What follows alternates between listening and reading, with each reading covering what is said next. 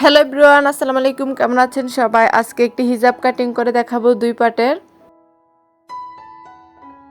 এখানে আমি হিজাবটি তৈরি করার জন্য 1.5 গজ কাপড় নিয়েছি। প্রথমে আমি পিছনের পার্টের বড় পার্টটা কাটিং করে নেব। প্রথমে আমি যতটুকু কাপড় নিয়েছিলাম ততটুকু কাপড়কে আমি 2 ভাঁজ করে নেব। আপনারা যদি এখানে 2 গজ কাপড় দিয়ে বানাতে চান তাহলে 2 গজ নেবেন, একটু বড় হবে হিজাবটা। এখন আমি 1.5 গজ কাপড়কে 2 ভাঁজ করে নিলাম।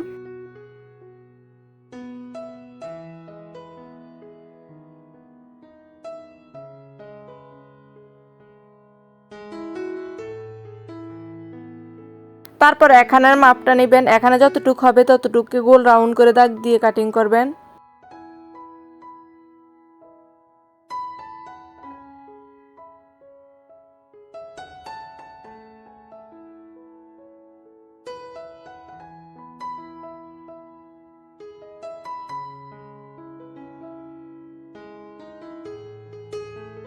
এখানে আমার কাপড়ের বাঁশগুলো নষ্ট হয়ে যেতেছে, তাই আমি 2 পাশে 2টা আলপিন বসিয়ে নেব। আপনারা চাইলে এখানে আরো কয়েকটা আলপিন বসিয়ে নিতে পারেন।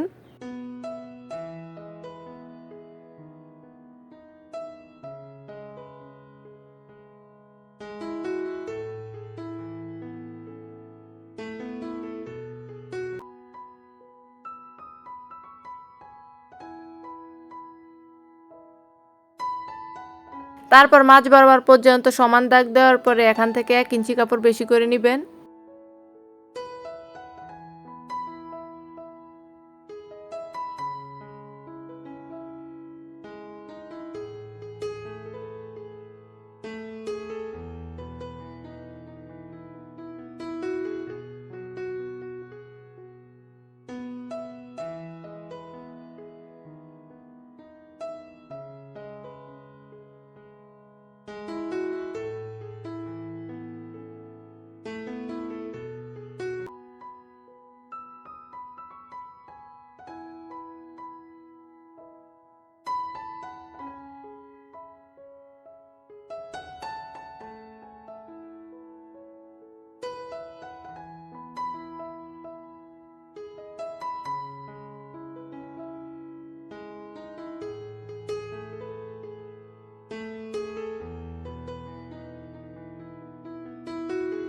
তারপর এখান থেকে 2 ইঞ্চি কাপড় বেশি নেব, কারণ পিছনের দিকটায় মাথার জন্য উঁচু হয়ে থাকে। তারপর এখান থেকে এই দাগটা পর্যন্ত মিলিয়ে নেব। আশা করি খুবই সহজভাবে বুঝতে পেরেছি। ভিডিওটি ভালো লাগলে একটি লাইক দিবেন আর ভিডিওটি শেয়ার করে দিবেন। এখন আমরা এই দাগ অনুসারে কাটিং করে নেব।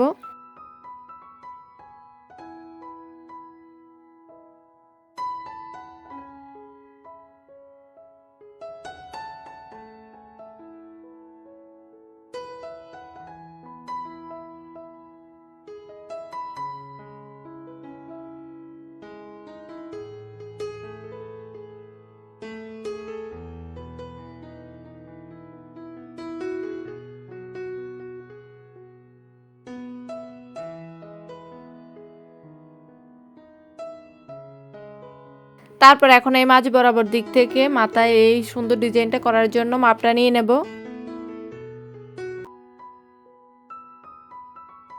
এখন এই দিকটার মাপ নেব 5 ইঞ্চি আর এই দিকটার মাপ নেব হচ্ছে 4.5 ইঞ্চি।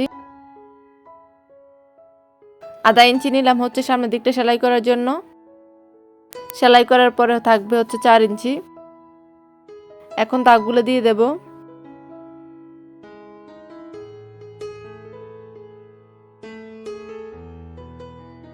সেম ভাবে এই মাপটা ওই পিসটাতে দিয়ে দেব। এখন আমি আলপিনগুলো খুলে নিলাম।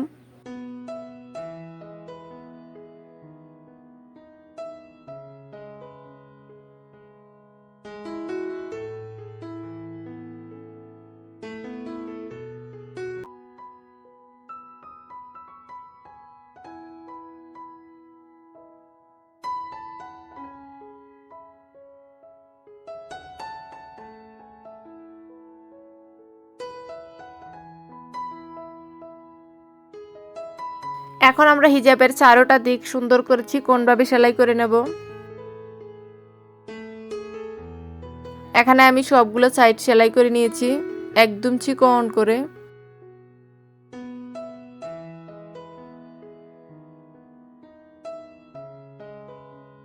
তারপর এখন মাথার ডিজাইনটা করে নেব। মাথার ডিজাইনটা করার জন্য এখানে একটি কাপড় নিয়ে নিলাম। কাপড়টা চওড়া নিলাম 5 ইঞ্চি আর লম্বা নেব হচ্ছে 40 ইঞ্চি, যেহেতু এখানে নেব হচ্ছে 10 ইঞ্চি আর 3 ভাগ বেশি নেব, টোটাল 40 ইঞ্চি নিয়েছি। এখন আমি কাপড়টাকে এভাবে 2 ভাঁজ করে একটি সাইড থেকে সেলাই করে নেব।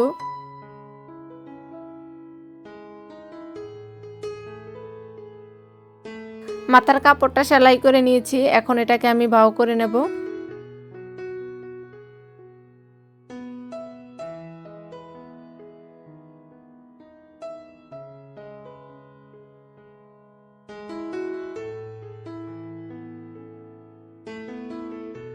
তারপরে এভাবে একটি ফিতা নিয়ে এটাকে 1 ইঞ্চি পর পর একটি দাগ দিয়ে দেব।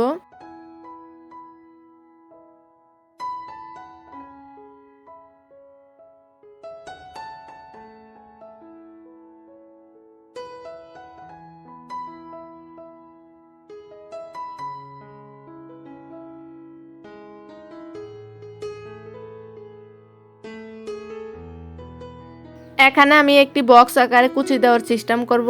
এদিকে একটা কুচি, তারপর এদিকে একটা কুচি, এই জন্য আমি 1 ইঞ্চি পর পর একটি দাগ দিয়ে দিলাম। তারপর এখন বক্স হিসাবে আমি কুচিগুলো দিয়ে দিয়েছি। তারপর এটাকে দাগ অনুসারে বসিয়ে নেব। তবে এখানে আমি 2টা ফিতা বসাবো 2 সাইডে, এরকম 2টা ফিতা সেলাই করে নিয়েছি। সেম এইটার নিচে একটি ফিতা বসবে আর ওইটার নিচে আরেকটি ফিতা বসবে।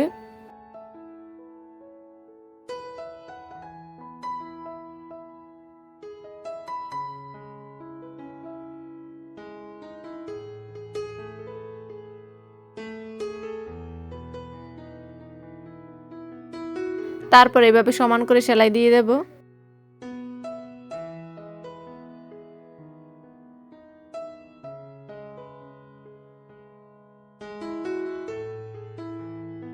এখানে আমাদের ডিজাইন করাটা শেষ, আমাদের উপরের পাটের সম্পূর্ণ কাজটাই শেষ হয়ে গেছে।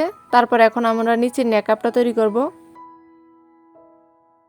তারপর এখন নেকআপটা তৈরি করার জন্য কাপড়ের মাপটা নিয়ে নেব। নেকআপের চওড়া নেব হচ্ছে 20 ইঞ্চি আর লম্বা নেব হচ্ছে 23 ইঞ্চি। আপনারা যদি আরও বড় নেকআপ তৈরি করতে চান তাহলে এখান থেকে লম্বাটা আর একটু বড় নেবেন। তারপর এটাকে আমি এভাবে 2 ভাঁজ করে নিয়েছি। তারপর খোলা অংশের দিক থেকে 4 ইঞ্চিতে একটি দাগ দিবেন এবং এই দাগ থেকে কোনাকুনিভাবে এভাবে আঁক দিয়ে দেবেন।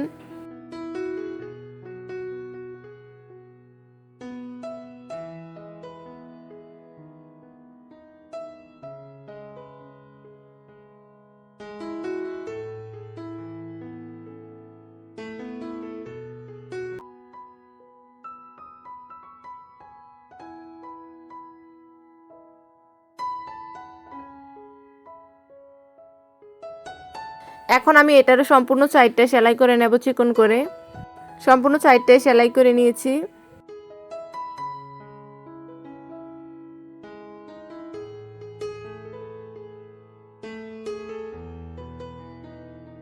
এখন এটার মাঝেও 2টা ফিতা বসাবো, এজন্য ফিতার কাপড়টা নিয়ে নিলাম। ওই সময় আপনাদের দেখাইনি কিভাবে ফিতাগুলো আমি বসিয়েছি, এখন দেখিয়ে দেই। এভাবে একটি বাঁশ দিয়ে তারপরে সাইডগুলো সেলাই করে নিলে হবে। তারপর 2 সাইডে 2টা লাগিয়ে নেব।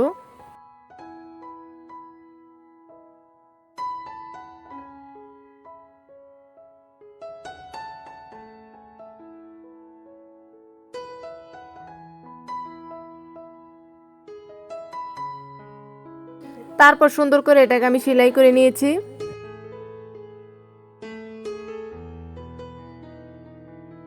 এখানে আমাদের 2টা ডিজাইন হয়ে গেছে, উপরেরটা এবং নিচেরটা। তারপর এখানে আমি একটু সামান্য ডিজাইন করব এইভাবে পুঁতি বসিয়ে। এখান থেকে 2টা পাট একসাথে করে সুই সুতা দিয়ে একটি ফিতা বসিয়ে নেবেন, তাহলেই হবে। আশা করি বুঝতে পেরেছি। ভিডিওটি ভালো লাগলে প্লিজ চ্যানেলটি সাবস্ক্রাইব করবেন আর ভিডিওটি একটি লাইক দিয়ে দিবেন। আল্লাহ হাফেজ।